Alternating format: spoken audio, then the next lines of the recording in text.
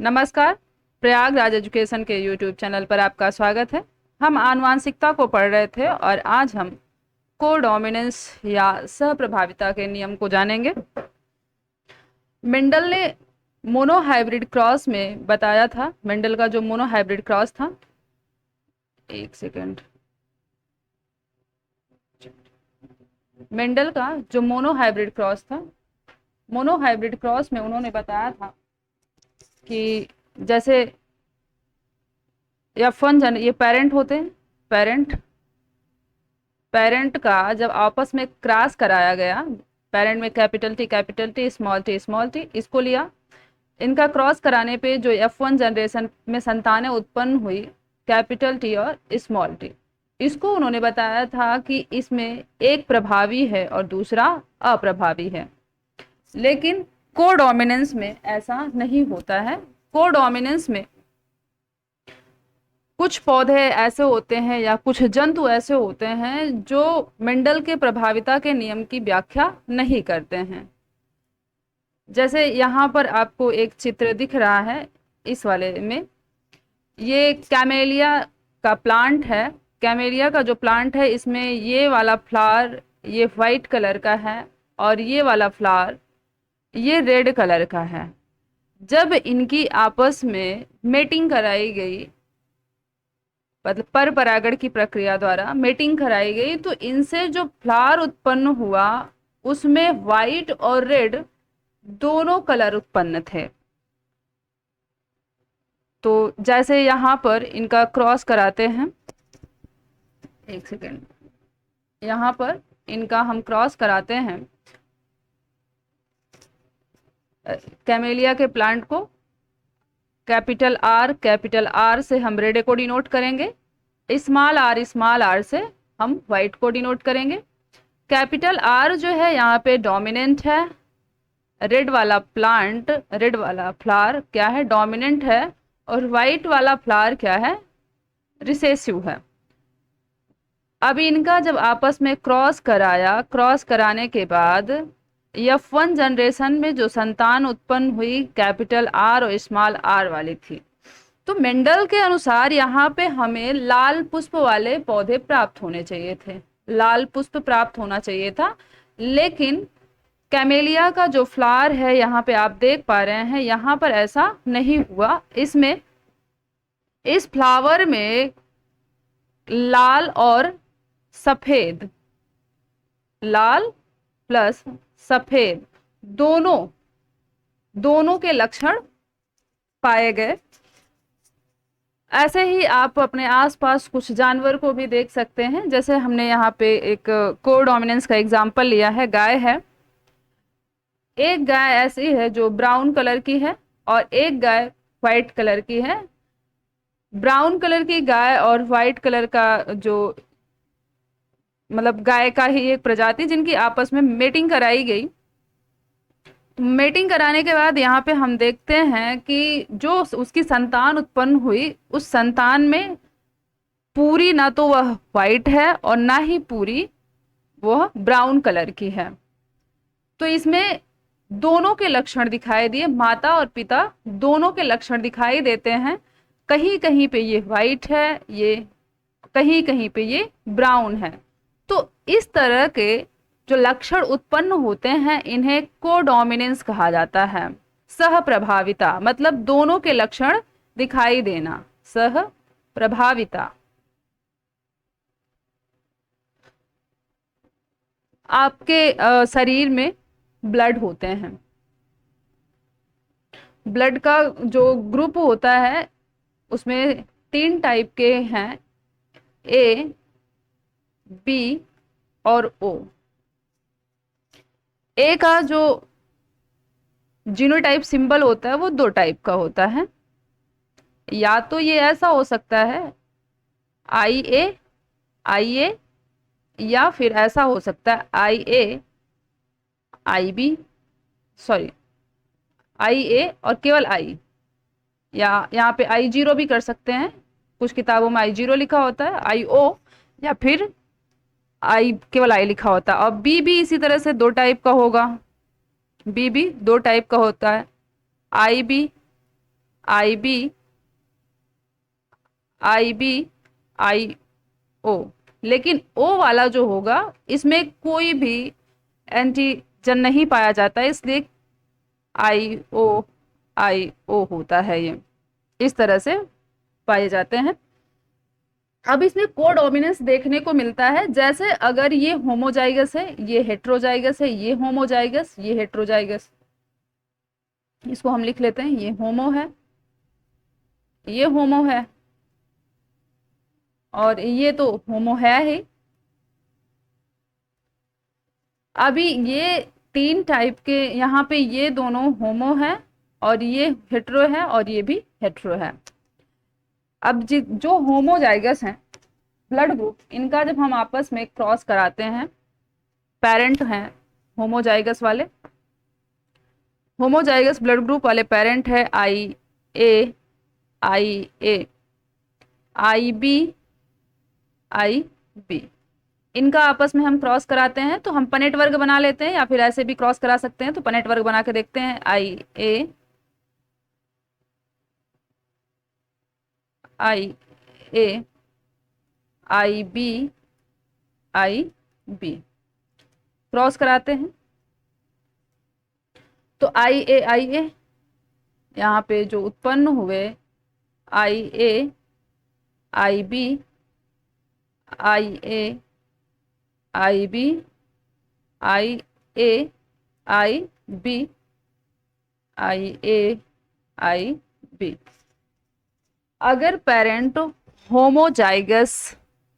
Homozygous हैं और अलग अलग ब्लड ग्रुप के हैं, होमोजाइगस प्लस अलग अलग ब्लड ग्रुप के हैं, तो इनकी जो F1 जनरेशन में संतान उत्पन्न होगी उसमें A का भी करेक्टर दिखाई देगा और B का भी करेक्टर दिखाएगा, ब्लड ग्रुप A का भी दिखेगा और ब्लड ग्रुप B का भी दिखेगा, जिससे संतान AB ग्रुप की उत्पन्न हो जाएगी, AB ग्रुप की उत्पन्न हो जाएगी। तो जो संतान AB ग्रुप की उत्पन्न हुई है ये कोडोमिनेंस है, ये कोडोमिनेंस करेक्टर को शो कर रहा है, कोडोमिनेंस करेक्टर, क्योंकि यहाँ पर A के भी लक्षण दिखाए, ब्लड ग्रुप A के भी लक्षण दिखाई दे रहे हैं और ब्लड ग्रुप B के भी लक्षण दिखाई दे रहे हैं, क्योंकि ब्लड ग्रुप A जो है वो IA कुछ शुगर बनाती है और IB भी कुछ शुगर का निर्माण करती है, IA अलग अलग शुगर का निर्माण करती है और IB अलग शुगर का निर्माण करती है। इनसे उत्पन्न हुई जो संतान है IA और IB,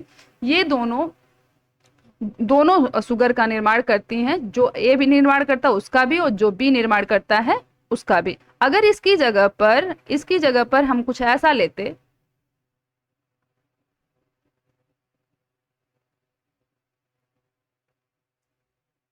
IA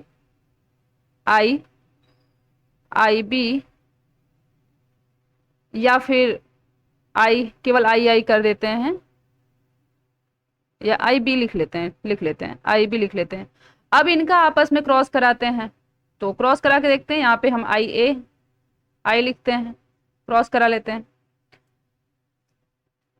तो जो यहाँ पे संतान उत्पन्न हो रही IA IB IA IB I, इस टाइप की जो संतान उत्पन्न हो रही, यहाँ पर आप देख पा रहे हैं ये वाला जो है ये ब्लड ग्रुप B को डिनोट कर रहा है और ये ब्लड ग्रुप A को डिनोट कर रहा है, और ये वाला जो है ये ब्लड ग्रुप O को डिनोट कर रहा है। लेकिन यहाँ पर ये वाला केवल यही एक ऐसा है जो कोडोमिनेंस शो कर रहा है, जिसमें दोनों के लक्षण दिखाई देते हैं। तो इस तरह से हम देख पा रहे हैं कि कोडोमिनेंस जो है वो मेंडल के मोनोहाइब्रिड क्रॉस के प्रभाविता के नियम की व्याख्या नहीं करता है, क्योंकि इसमें जो F1 जनरेशन में संतान उत्पन्न होती हैं उसमें दोनों के लक्षण दिखाई देते हैं, दोनों के लक्षण दिखाई देते हैं, वो पेरेंट जो दो हैं दोनों के बराबर लक्षण दिखाई देते हैं, इसीलिए इसको हम कोडोमिनेंस या सहप्रभाविता का नियम कहते हैं। यहां पर देखते हैं, सहप्रभाविता ऐसी घटना है जिसमें F1 पीढ़ी के दोनों जनकों से मिलती जुलती है।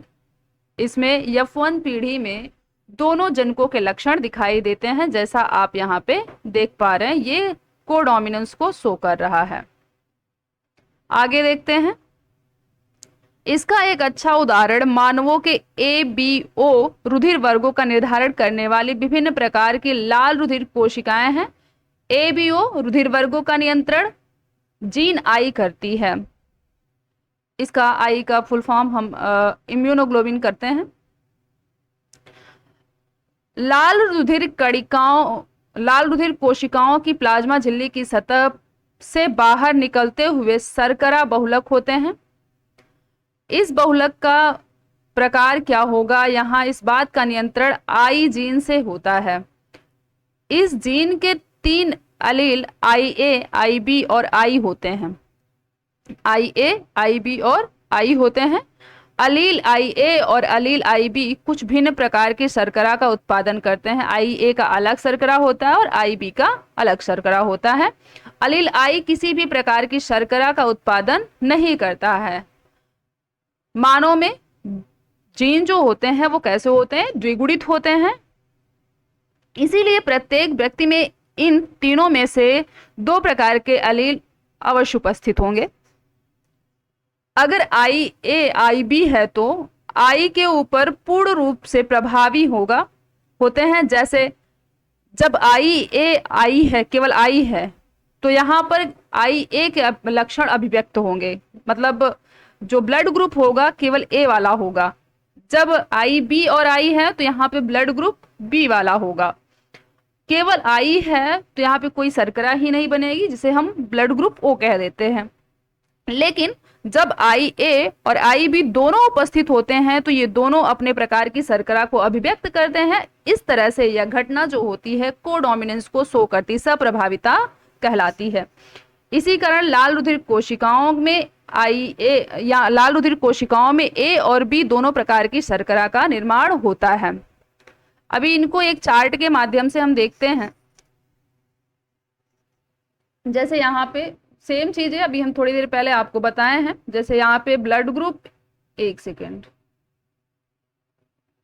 यहाँ पे ब्लड ग्रुप IA है, तो यहाँ पे जो जनक है वो IA है, उसका जीनोटाइप IA होगा। तो ब्लड ग्रुप कैसा होगा, यहाँ पे A टाइप का होगा।